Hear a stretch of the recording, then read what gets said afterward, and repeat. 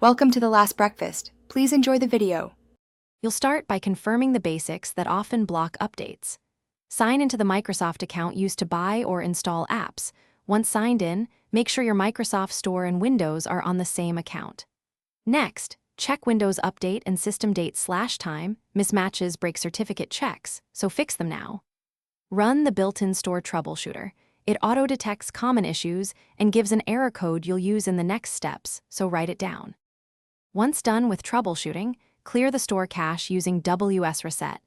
EXE to remove corrupted temp data. You'll see the store reopen when it's complete. Make sure to then restart Windows Update, Bits, and the store service. Stop and start them to clear hung sessions. If updates still fail, re-register the store package in PowerShell with an elevated command.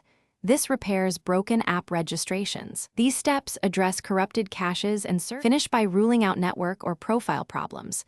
Disable any VPN and third-party firewall because they can block store endpoints. Then try the update again. If that doesn't work, create a new local Windows user and test the store there to see if your profile is corrupt. If you still see errors, note the exact error code and perform an in-place repair install of Windows. It keeps files and apps but repairs system components. Key tip: if stuck, the error code is your roadmap for targeted fixes.